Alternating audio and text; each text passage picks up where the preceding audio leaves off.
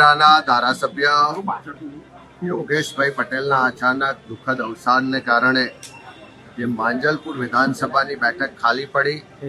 એની પેટા ચૂંટણીમાં કોંગ્રેસ પક્ષ તરફથી ખૂબ જ નિષ્ઠાવાન, પ્રમાણિક લોકોની વચ્ચે દિવસ રાત રહીને વર્ષો સુધી જેમણે સેવા કરી છે એવા ગુજરાત સરકારના પૂર્વ મંત્રી, અમારા પ્રદેશ કોંગ્રેસ સમિતિના ઉપપ્રમુખ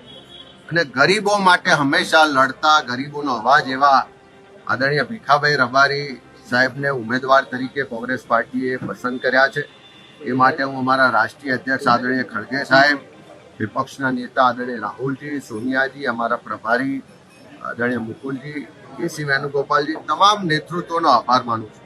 આજે સમગ્ર વડોદરા અને ખાસ કરીને માંજલપુર વિધાનસભા વિસ્તારના તમામ આગેવાનો, કાર્યકરો અને બધા જ સમાજના લોકો ભીખાભાઈની જે પણ પસંદગી થઈ છે એને આવકારે છે. આજે અમે બધા જ સાથે મળી અને એમનું ઉમેદવારી ફોર્મ ભરવા જઈ રહી છે. અને જે માંજલપુરની ચૂંટણી છે એ ખાલી એક માંજલપુર વિધાનસભાની ચૂંટણી નથી. આ વડોદરા શહેરમાં ભારતીય જનતા પાર્ટીની જે ટ્રિપલ એન્જિન સરકાર છે એનો જે ભ્રષ્ટાચાર છે, ગેરવહીવટ છે, જે જોહુકમી છે, જે સત્તાના જોરે લોકોનો અવાજ દબાવવાનો પ્રયત્ન થાય, દર ચોમાસું આવે વિશ્વામિત્રી નદીમાં માનવ સર્જિત આ ભાજપના ભ્રષ્ટાચાર સર્જિત જે પૂર આવે છે અને લોકોને હેરાનગતિ થાય છે, માલ મિલકતને નુકસાન થાય છે, જે ભ્રષ્ટાચારના મુદ્દાઓ છે, મોંઘવારીના મુદ્દાઓ છે, રોજગારીના અને શિક્ષણના પ્રશ્નો છે, આ બધા જ મુદ્દા પર